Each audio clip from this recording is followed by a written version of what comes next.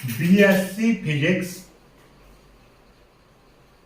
Semester 2 चल रहा था आपका यूनिट 1। और यूनिट 1 में हमने इससे पहली वाली वीडियो में आपको कराया था कार्नो इंजन की इसकी हमने क्रिया विधि आपको समझा दी थी। ठीक है, इसका डेरिवेशन और करना था। क्रिया विधि क्या थी एक बार फिर से समझ लो। इसमें क्या क्या होता था। इसमें एक सिलेंडर होता था, आपको पता है। ठीक है, सिलेंडर जिसकी सभी दीवारें कैसी थी, ऊष्मारोधी थी, लेकिन नीचे वाला भाग कैसा था, ऊष्मा चालक था। इसमें एक पिस्टन लगा होता है। ये क्या है, ये आपका पिस्टन है। ठीक है, ये आपकी ऐसी दीवार है ऊष्मारोधी, यानी कि इनसे ऊष्मा ना तो जा सकती है। ये पिस्टन भी ऊष्मारोधी है। ठीक है, लेकिन ये घर्षण रहित पिस्टन है। इसमें कोई भी कार्यकारी पदार्थ, इसके अंदर कोई भी कार्यकारी पदार्थ आपका भरा रहता है। कोई भी कार्यकारी पदार्थ भरा रहता है। इसमें एक हॉट बॉडी जिसकी सारी चीजें कैसी होती हैं, सारी दीवारें इसकी ऊष्मा रोधी होती हैं, लेकिन ऊपर वाला भाग इसका ऊष्मा चालक होता है। इसको बोलते हैं हम स्रोत का नाम देते हैं। ये क्या होता है, ऊष्मा स्रोत होता है, जिसको हम हॉट बॉडी बोलते हैं। इसमें एक ऊष्मा कैसा रहता है, यानी ऊष्मा रोधी स्टैंड होता है। क्या होता है, स्टैंड होता है। दूसरा इसमें एक और चीज होती है, ये होती है इसकी एक कोल्ड बॉडी। ये कैसी है, एक कोल्ड बॉडी होती है। ठीक है, जिसको हम सिंक का नाम देते हैं, सिंक। ठीक है, ये कैसी होती है, ये आपकी कोल्ड बॉडी होती है। तो इसके पार्ट समझ में आए। इसमें 4 पार्ट होते हैं। कार्य यानी सिलेंडर, ये क्या है आपका, सिलेंडर होता है। सिलेंडर में कोई भी कार्यकारी पदार्थ, द्रव या गैस भरी होती है। यहां पर आपका समझ लो वायु भरी हुई है। एक पिस्टन होता है जिसको ऊपर नीचे या आसानी से चल सकता है, घर्षण रहित।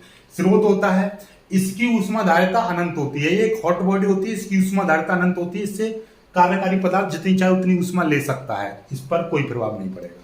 ये स्टैंड होता है, ऊष्मारोधी स्टैंड। ठीक है, अचालक स्टैंड, ऊष्मा का अचालक स्टैंड। ठीक है, ये सिंक है। ये ठंडी वस्तु इतनी ठंडी है कि इसकी भी ऊष्माधारिता अनंत है। इसको ये जितनी चाहे ऊष्मा दे सकता है, देने पर इसका ताप गिर जाएगा। ठीक है, सिंपल सी बात है, याद रखिएगा। ठीक है, बस ये सारी चीजें हैं। अब क्रिया विधि में शॉर्ट में समझा रहा हूं, पहले मैं समझा चुका हूं, फिलहाल आप इतना समझिए। एक बार हम इसके ऊपर रखते हैं, सिलेंडर को इसके ऊपर रखते हैं, तो क्या हो जाता है, क्योंकि इसका नीचे का चालक होता है, ये चालक होता है, तो इससे ऊष्मा जाने लगती है। किसमें जाने लगती है ऊष्मा, इसके अंदर जाने लगती है।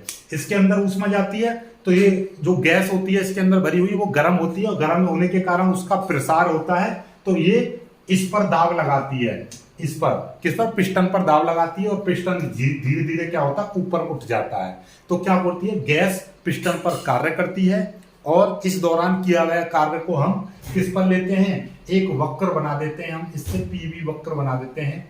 कैसा बना देते हैं, आपका पीवी वक्र बना देते हैं। और जिसको हम यहां से समझ लीजिए, इसकी प्रारंभिक स्थिति यहाँ पर P1 V1 थी, तो यहां से इस तरीके से ये पहली स्थिति इस तरीके से बनती है। ठीक है, ये, और ये हमारा P2 V2 हो जाती है। ठीक है, ये B पॉइंट पर पहुंच जाती है, A पॉइंट था पहले। ठीक है, इस दौरान इस तरीके से इसका ताप बढ़ता है।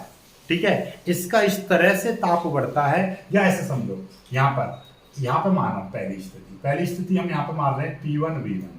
ठीक है, और इस तरह से ये ताप बढ़ा, और ये यहाँ पर पहुंच गया, B बिंदु पर पहुंच गया, जिसकी स्थिति P2 V2 हो गई। ठीक है, ये A हो गया। ठीक है, ये पहले P1 V1 था, यानी इसका दाब P1, आयतन V1। जैसे ही हमने इसका प्रसार, जब स्टैंड को उठाकर इस पर रखा, प्रसार हुआ, प्रसार के दौरान इसका क्या हुआ, आयतन बढ़ गया, आयतन V1 से बढ़कर V2 हो गया। लेकिन इस तरह से प्रसार हुआ है कि इसका टेम्परेचर पूरे प्रक्रम के दौरान टेम्परेचर समान रहा। तो कैसा रहा, ये समतापी प्रसार। कैसा हुआ, समतापी प्रसार। प्रसार क्यों हुआ, क्योंकि इसका आयतन बढ़ गया, पिस्टन ऊपर की ओर चला गया, तो आयतन बढ़ गया। ठीक है, तो इस दौरान किया गया कार्य, W1 मान लिया, ठीक है। पहला जो देखिए प्रक्रम 1 लिख देंगे हम, प्रक्रम, ठीक है, प्रथम प्रक्रम या प्रथम प्रोसेस, फर्स्ट प्रोसेस, प्रथम प्रक्रम। प्रथम प्रक्रम कैसा है? समतापी प्रसार, समतापी प्रसार, समतापी प्रसार हुआ है। समतापी प्रसार में किया गया कार्य W1 हमने मान लिया। क्या होता है? वैसे नॉर्मली कार्य का फॉर्मूला होता है P इंटू dV, क्योंकि यहाँ पे आयतन V1 से बढ़कर V2 हो रहा है, P dV, ये पहले ही निकाल चुके हैं, ठीक है। समतापी प्रसार में P बराबर क्या होता है? PV बराबर RT होता है समतापी प्रसार के लिए। तो P बराबर क्या हो जाएगा? RT बट्टे V। तो P बराबर क्या हो जाएगा आपका? ये V1 ये V2, P की जगह पे क्या आ जाएगा? RT बट्टे V, RT बट्टे V, ये हो जाएगा dV, ठीक है। ये समतापी प्रसार में होता है, PV बराबर RT, ठीक है। अब RT, क्योंकि हमने इस दौरान हमने टेम्परेचर हमने इस दौरान क्या माना है? T1 माना है। यहां पर भी P1 V1 और टेम्परेचर T1, क्योंकि यहां पर समतापी प्रसार हुआ है तो दूसरे वाले पॉइंट तक भी टेम्परेचर 1 ही रहेगा। कितना रहेगा टेम्परेचर? 1, ठीक है। चलिएगा T1 ही रहेगा टेम्परेचर, ठीक। चलिए आगे आगे देखते हैं आगे क्या होगा, ठीक। यहां से देखिएगा RT ये हो गया, यहां से V1 ये V2 हो गया। अब यहां से 1/V बचा dV। अब आप लोग जानते हो इसका, आप ये V1 ये V2, 1/V का V के रेस्पेक्ट में समाकलन क्या होगा? log V हो जाएगा, log V, ठीक है। समाकलन कर देंगे तो फिर हम इसको नहीं लगाएंगे, ये हो जाएगा इसका समाकलन log V, और ये V1 V2 यहाँ पे आ जाएगा, ठीक है।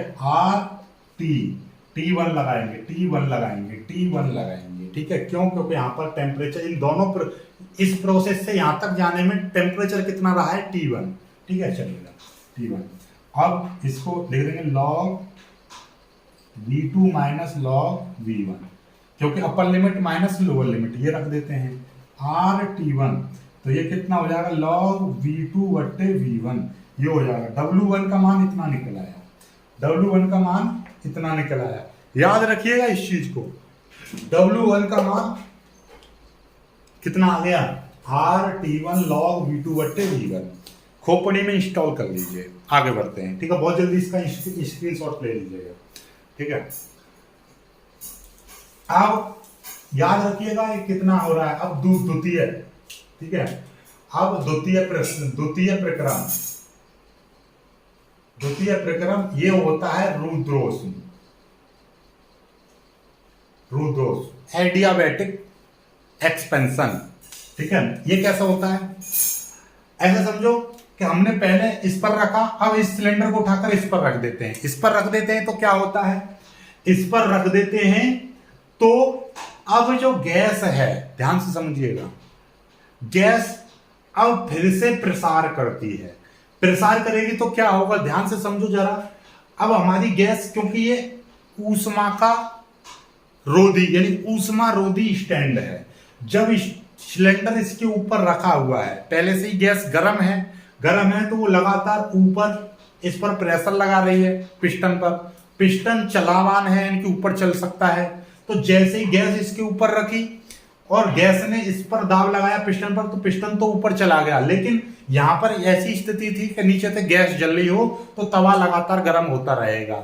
लेकिन अब क्या है कि तवा गर्म था, लेकिन हमने उसकी गैस बंद कर दी और रोटी उसके ऊपर डाल दी, तो क्या होगा?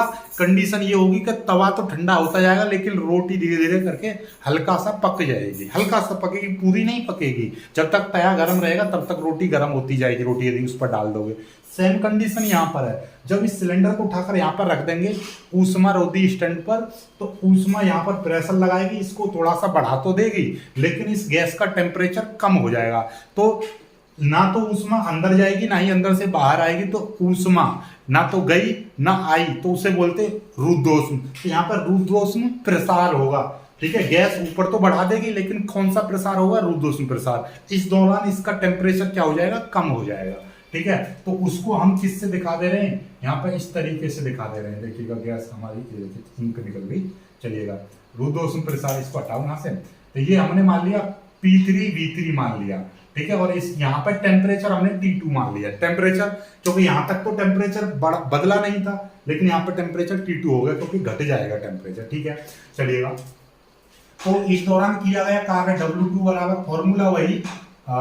अब ये देखिएगा यहाँ पर आयतन V1 से बढ़कर V2 हो गया, यानी कि V2 से बढ़कर V3 हो गया, सॉरी आयतन V2 से बढ़कर V3 हो गया, प्रेशर इंटू dV।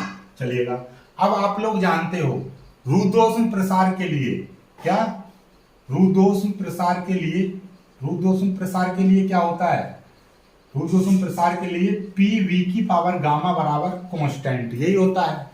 तो P का मान कितना हो जाएगा, P बराबर हो जाएगा K अपॉन V की पावर गामा। तो P बराबर क्या हो जाएगा, V2 V3 और K अपॉन V की पावर गामा इंटू dV, ये हो जाएगा। और आप लोग जानते हो कि x की पावर n का समाकलन करते हैं तो क्या होता है, x की पावर n प्लस 1 बट्टे n प्लस 1 होता है। और 1 अपॉन x की पावर n का करेंगे तो क्या हो जाएगा, ये n ऊपर चला जाएगा तो x की पावर माइनस n हो जाएगा, और इसकी जगह पर करेंगे तो x की पावर माइनस n प्लस 1 बट्टे माइनस n प्लस 1, तो क्या हो जाएगा, x की पावर 1 माइनस n बट्टे 1 माइनस n, ये हो जाएगा। तो सेम कंडीशन यहाँ पे लगाएंगे, k को यहाँ पे ले लेंगे, इसका समाकलन कर देंगे, 1 अपॉन v की पावर गामा है तो क्या हो जाएगा, x की पावर यानी कि v की पावर 1 माइनस n, n की जगह पे 1 माइनस गामा, नीचे भी 1 माइनस गामा, ये आ जाएगा, ये V2 V3 रहेगा, ठीक है, कोई दिक्कत नहीं है। यहाँ से k अपॉन 1 माइनस गामा आपने बाहर निकाल लिया, अब V3 रख देंगे, V3 की पावर 1 माइनस गामा माइनस, और ये रख देंगे V2 पावर 1 माइनस गामा, ये हो जाएगा। तो k अपॉन 1 माइनस गामा ये आ जाएगा। अब देखिएगा k की अंदर मल्टीप्लाई कर दो, ये 1 हो जाएगा, k के अंदर मल्टीप्लाई कर देंगे तो k V3 की power 1 minus gamma minus k V2 की पावर 1 माइनस गामा, ये हो जाएगा, ठीक है। इसको मिटा दे रहा हूँ, ये तो सॉल्व की बात है अलग, ठीक, यहाँ तक तो कोई दिक्कत नहीं है।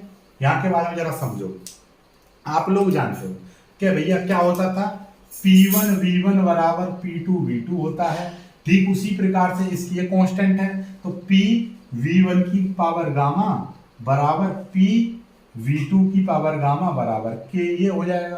तो K की जगह पर हमारे यहाँ पर V3 है, तो यहाँ पर मैं यहाँ पर और भी ले सकते हो, P V3 की पावर गामा, तो उसी तरीके से 1 माइनस गामा, मैं यहाँ पर K की जगह पर ये बराबर K की जगह पर एक मान तो ये रख रहा हूँ, P V3 की पावर गामा इंटू एक V3 1 minus gamma minus, K की जगह पे एक बार ये रख रहा हूँ P V2 और V2 की पावर 1 माइनस गामा, ये हो जाएगा, ठीक है, इतना तो समझ गए। चलिएगा, K की जगह पर मैंने आवश्यकता के अनुसार V3 की जगह पे V3 वाला मान रख दिया K, और यहाँ V2 की जगह पे V2 वाला मान रख दिया।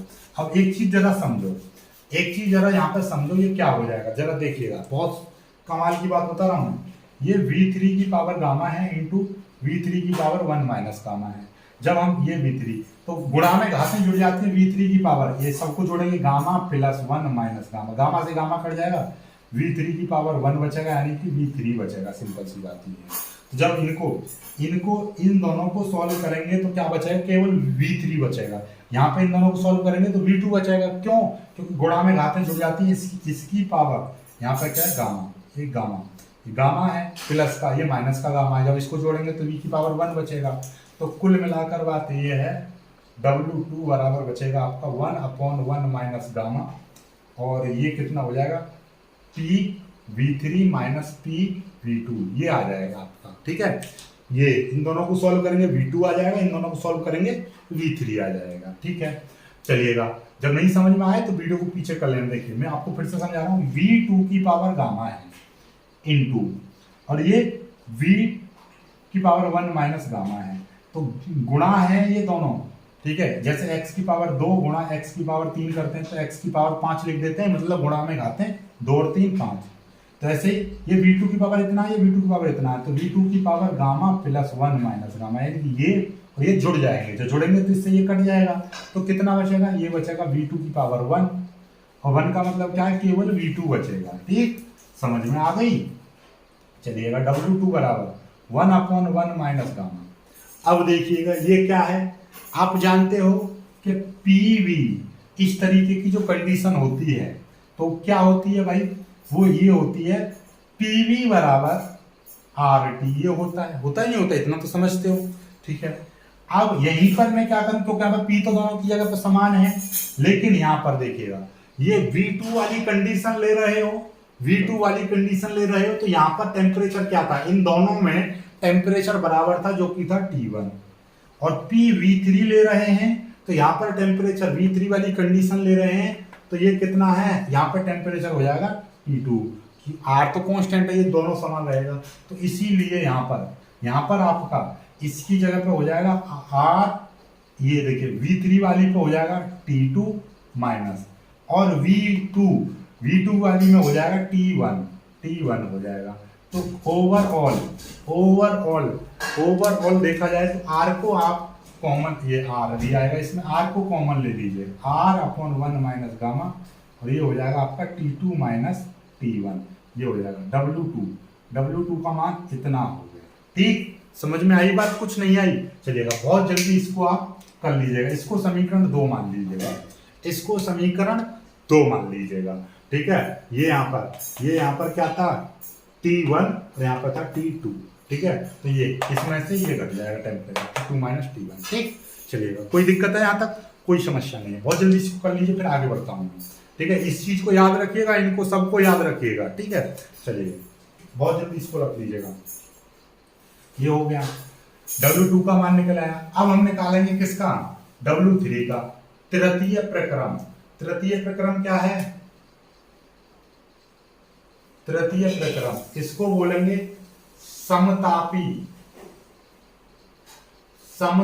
संपीड़न, ये समतापी संपीड़न है। ऐसा क्यों, देखिएगा पहले हमने इस पर रखी थी सिलेंडर, फिर इस पर रखा, अब इस सिलेंडर को इस पर रखेंगे, सिंक पर रखेंगे, और सिंक पर रखेंगे तो इसमें जितनी भी बची हुई ऊष्मा है और इसको दाब देंगे, प्रेस, इसको कंप्रेस करेंगे, यानी कि दाबेंगे, इस पर थोड़ा वजन बढ़ाएंगे, नीचे की ओर आ जाएगा। और वैसे ही पता है ना भी रखेंगे तो ये क्या है, ठंडी वस्तु है। ठंडी वस्तु क्या करती है, ऊष्मा को अवशोषित करती है, जब अवशोषित करेगी अपनी ओर खींचेगी तो ये क्या होगा, आप समझो कि अब ऊष्मा नीचे की ओर आएगी तो ये पिस्टन अपने आप नीचे की ओर खींचा चला आएगा। जब खींचा चला आएगा तो क्या होगा, जब खींचा चला आएगा तो इसका आयतन में कमी होगी, आयतन में कमी होगी तो संपीड़न यानी संकुचन हो रहा है, आयतन कम हो रहा है, ठीक है। जैसे गुब्बारे में हवा भरेंगे तो वो क्या हो रहा है, प्रसार हो रहा है, आयतन उसका बढ़ रहा है, लेकिन जैसे जैसे हवा निकलती जाएगी तो वो सिकुड़ता चला जाएगा, तो ऐसे ये सिकुड़ रहा है, सिकुड़ने का मतलब पिस्टन नीचे की ओर आता जा रहा है, ठीक है। तो क्या होगा इस दौरान इस तरीके, क्योंकि इसका ये जब हम नीचे को इसको रोक दें और इसको नीचे करेंगे उसका टेम्परेचर बढ़ जाएगा, लेकिन यहाँ पर जितना भी ऊष्मा है वो इसके अंदर जा रही है, तो इस तरह से संपीड़न होता है कि इसका समतापी संपीड़न है कि ताप तो दोनों में समान रहे लेकिन आयतन घटता चला जाए, सब समतापी संपीड़न होता है, जिसको हम इस स्थिति से प्रदर्शित करते हैं, किससे, इससे, ये डी, ए बी, ये सी होगी, ये डी, इसको बोलेंगे हम P4V4 स्थिति बोलेंगे, ठीक है। और इस दौरान भी टेम्परेचर T2 रहेगा, क्यों, क्योंकि समतापी संपीड़न हुआ है, ठीक है। चलिएगा, तो इस दौरान किया गया कार्य W3 बराबर क्या हो जाएगा, आपको पता है नॉर्मली आयतन कहां से, V3 से V4 हो गया है, ठीक है। चलिए कोई दिक्कत वाली बात नहीं है। और यहाँ पर ये देखिएगा, यहाँ पर क्या किया है मैंने, ध्यान से समझो, मैंने यहाँ पर क्या किया है, P इंटू डी भी लिया जाएगा, और ये V3 ये हो जाएगा V4 P की जगह पर, क्योंकि समतापी, और समतापी में क्या होता है, PV बराबर RT होता है। आप लोग जानते हो समतापी प्रसार के लिए PV बराबर RT होता है, तो देखिएगा ध्यान से समझिएगा, P बराबर क्या हो जाएगा, RT बट्टे V तो क्योंकि आयतन के सापेक्ष तो हम समाकलन कर रहे हैं, तो कोई इसमें V2 V3 नहीं लगाएंगे। यहां पर समझो आपका टेम्परेचर कौन सा लगाएंगे, क्योंकि यहां पर इस वाली कंडीशन में भी टेम्परेचर 2 था और यहां पर भी कंडीशन में टेम्परेचर T2 है, तो टेम्परेचर कौन सा लगेगा, T2, और ये तो बाकी सही है। चलिएगा, और आपका यहां तो ये चीज समझी गई, आयतन कितना है, V3 और ये V4, लेकिन याद हो तो आयतन क्या होता है, आयतन में कमी हुई है, तो ये आयतन ज्यादा है और ये आयतन कम है, और लिमिट के अकॉर्डिंग लोअर लिमिट नीचे होती है और अपर लिमिट ऊपर होती है। इसीलिए इसीलिए हम क्या करेंगे, देखिए ध्यान से, इसीलिए हम क्या करेंगे, यहां से पहले V3 और ये V4 और P की जगह पे लिख दिया RT2 बट्टे V इंटू DV। ध्यान से समझो, ध्यान से समझो, ये आपका ज्यादा है, ये आपका कम है, लेकिन हमको क्या करना है, लोअर लिमिट नीचे रखेंगे तो हम इसमें एक माइनस लगा देंगे तो इसकी लिमिटों को चेंज कर देंगे, V4 ये V3 इधर पहुंचा देंगे।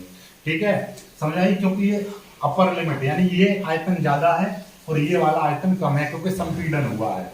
और वैसे भी आपको पता है हम 4 से 3 की ओर जा रहे हैं, लेकिन कंडीशन इस तरीके से ऐसे ऐसे ऐसे आ रहा है। ठीक है, विपरीत चल रहे हैं। और वैसे ही पता है प्रसार होता है तो प्लस में, लेकिन संकुचन हो रहा है यानी कि आयतन घट रहा है, कमी हो रही है, इसीलिए इसमें क्या है, माइनस। ठीक है, ये समझ में आ रही है ना बात। ठीक, चलिएगा अब देखिएगा यहां से ये यहां से लिख दे रहा हूं -RT2 और ये आपका है जाएगा 1/V dV। इतना तो आप जानते ही हो, -RT2 ये log V हो जाएगा, ये V4 और ये V3। अब -RT2 log और ये क्या V3 माइनस V4, तो क्या हो जाएगा -RT2 log V3 बट्टे V4, ये W3, ये तीसरी समीकरण W3 -RT2 V3 बट्टे V4। जल्दी से याद रख लीजिएगा इसको, बहुत जल्दी इसको याद रख लीजिए, फिर आगे बढ़ते हैं, बहुत जल्दी इसको कर लीजिए। ठीक है, सेम कंडीशन सेम चीज, यही चीज आई थी ना। चलिए आगे तीसरा हो गया। अब यही चीज अब चतुर्थ प्रक्रम। अब देखिएगा, अब आते हैं चतुर्थ प्रक्रम, ये होगा आपका रुद्रोष्म संपीड़न। रुद्रोष्म, ठीक है, इसमें क्या है, देखिए हम क्या करते हैं, इस सिलेंडर को उठाकर सिंक पे से उठाकर इस पर रख देते हैं। अब इस पर फिर से कंप्रेस करते हैं, इस पर वजन बढ़ाते हैं, भार बढ़ाते हैं, तो ये जो पिस्टन है वो नीचे की ओर आता है।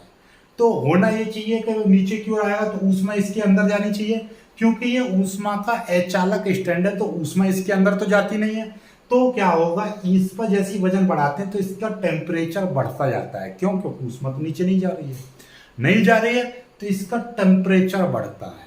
टेम्परेचर बढ़ता है तो क्या होगा, और आयतन में क्या आती है, कमी आती है। आयतन में कमी आएगी, टेम्परेचर बढ़ेगा। तो आपका इसीलिए इसको बोला रुद्रोष्म संपीड़न। ठीक है, ऊष्मा ना तो जाएगी ना बाहर आएगी। ठीक है, और इसको तब तक दबाते रहते हैं जब तक ये पुनः प्रारंभिक अवस्था में ना आ जाए। मतलब इसका टेम्परेचर फिर से T2 से घटकर फिर से कितना ना हो जाए, सॉरी T2 से बढ़कर फिर से T1 ना हो जाए।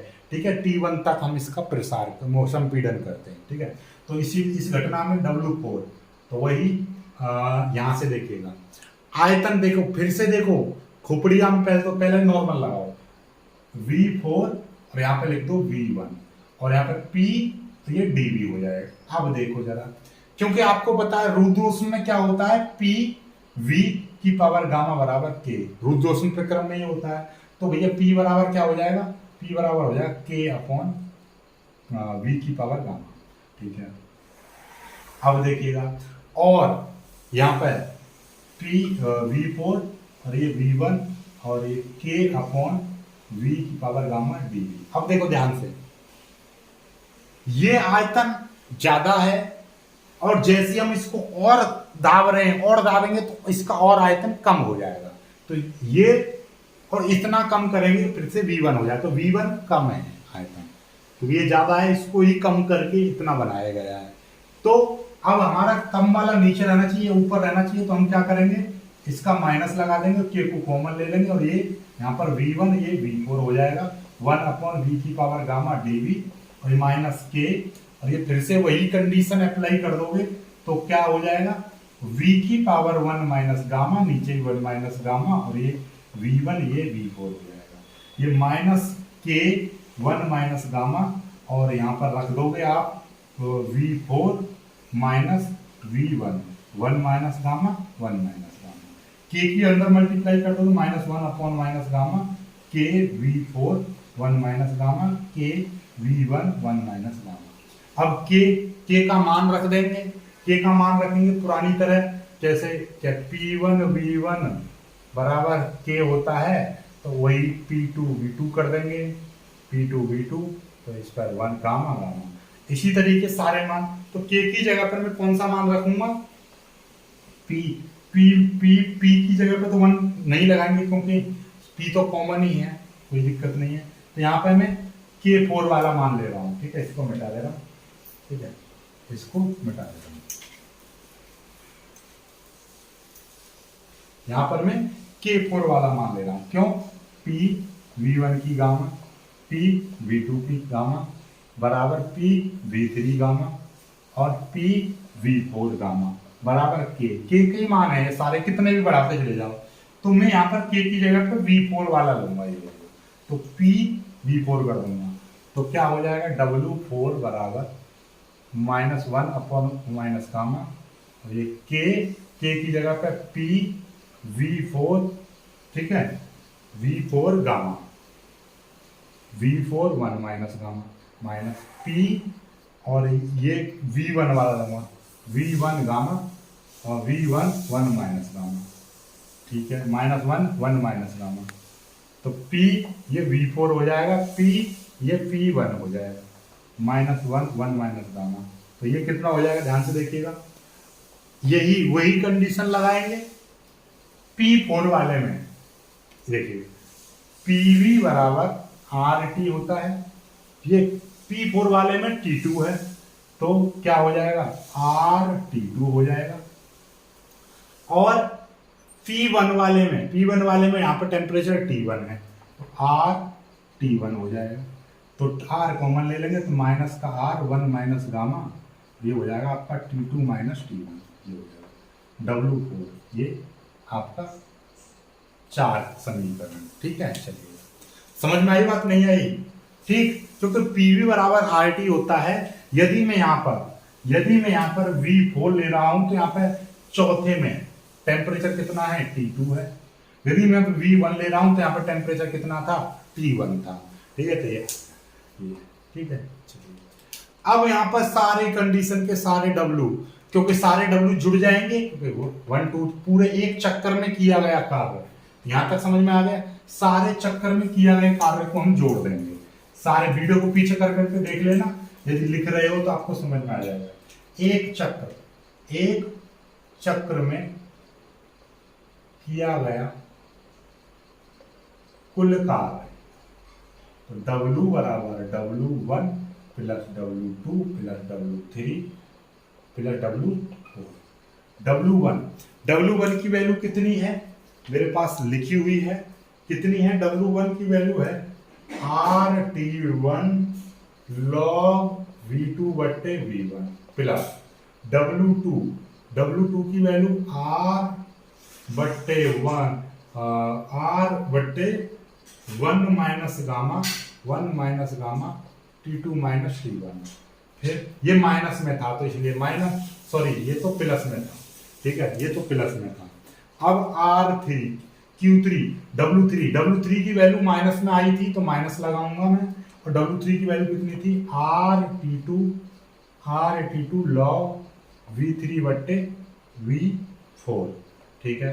फिर W4 का मान भी माइनस में आया था, कितना आया था, माइनस R बट्टे 1 माइनस गामा और T2 माइनस T1, यही था। अब इन सबको जोड़ेंगे, तो जोड़ेंगे कैसे देखिएगा, आपको दिखाई दे रहा है, क्या दिखाई दे रहा है, नॉर्मली कुछ हम इसमें कर सकते हैं क्या, हाँ देखिएगा, T2 minus T1 R1 minus gamma R1 minus gamma. इससे तो ये पूरा का पूरा कट गया, बचा क्या, RT1 log V2 बट्टे V1 माइनस RT2 और log V3 बट्टे V4, ये आ गया। अब इसमें से भी कुछ कॉमन ले सकते हैं क्या, देखिएगा, इसमें से कुछ कॉमन तो नहीं लिया जा रहा। हाँ, एक चीज याद रखिएगा, क्या चीज थी कंडीशन, कि यहाँ पर T1 बराबर T2 के था, सॉरी T1 बराबर T2 के नहीं था, यहाँ से आगे अभी देखिएगा कुछ, देखिएगा ये वाली कंडीशन कौन सी है, रुद्रोष्म। ये वाली कंडीशन कौन सी है, रुद्रोष्म, यानी P2 वाली भी रुद्रोष्म है, यहाँ पर T2 है, और ये T1 वाली भी रुद्रोष्म कंडीशन है। इस कंडीशन में क्या होगा आपका, ये वाली जो वैल्यू है आपकी ये V2 बट्टे V1 बराबर हो जाएगा आपका V3 बट्टे V4, ठीक है। तो ये वाली वैल्यू आपस में बराबर होंगी, तो बराबर होंगी तो ये कितना हो जाएगा R T1 लॉग, और ये आपका V2 बट्टे V1 minus R T2 log, और ये हो जाएगा आपका V2 बट्टे V1। यानी इसकी जगह पर मैंने इसकी जगह पर ये वाला मान रख दिया। अब क्या हो जाएगा, इसमें से R T1 ये वाला कॉमन ले लो उधर की साइड में, तो ये माइनस R T2 ये, और इसमें से लॉग V2 बट्टे V1 ये बाहर निकाल दिया। यहाँ से R कॉमन ले लेंगे तो T1 माइनस T2 और लॉग ये हो जाएगा आपका V2 बट्टे V1 ये W। तो किया गया कार्य इतना आ गया, किया गया कार्य इतना आ गया आपका R T1 minus T2 V2 बट्टे V1, ये आपका किया गया कार्य इतने जूल आ गया, ठीक है, एक चक्कर में। यहीं से इसकी एफिशिएंसी निकलती है। एफिशिएंसी कैसे निकलेगी भाई, वो भी आपको बता दे रहा हूँ, ठीक है, बहुत जल्दी इसको कर लीजिएगा। चलो मैं यहाँ पर छोड़ दे रहा हूँ इसको।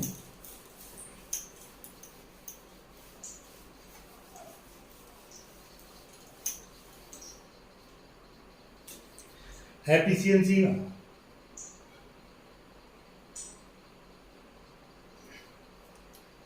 स्रोत से ली गई ऊष्मा और किया गया कार्य, स्रोत से कितनी ऊष्मा ली गई और कितना कार्य किया गया, कार्य कितना किया गया है R T1 minus T2 log V2 बट्टे V1, और स्रोत से कितनी ऊष्मा ली गई थी, यानी कि ये हो जाएगा N बराबर W बट्टे W1, मतलब किया गया कार्य, ऊष्मा इंजन द्वारा किया गया कार्य तथा स्रोत से ली गई ऊष्मा के अनुपात को उस ऊष्मा इंजन की दक्षता कहते हैं, ठीक है। तो ये एफिशिएंसी W1 का मान कितना आया था, W1 का मान था आपका R T1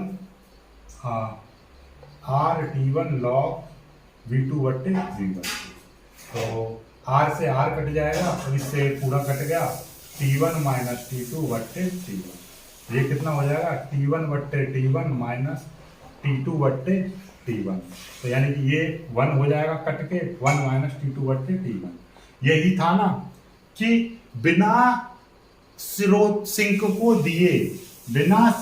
दिए कोई भी ऊष्मा इंजन कार्य नहीं कर सकता है, और इसीलिए जब ये मान कुछ ना कुछ होगा T2 बट्टे T1 not is equal to zero, not is equal to zero, यानी कुछ ना कुछ मान होगा, तो ये 1 में से घट जाएगा, 1 में से घट जाएगा, तो मतलब क्या है कि इसकी जो दक्षता है वो 100% कभी भी नहीं हो सकती, ठीक है। तो किसी भी कार्नो इंजन या किसी भी ऊष्मा इंजन की जो दक्षता है कभी भी 100% नहीं हो सकती है। आई होप कि आपको किया गया कार्य समझ में आ गया होगा, एफिशिएंसी समझ में आ गई होगी।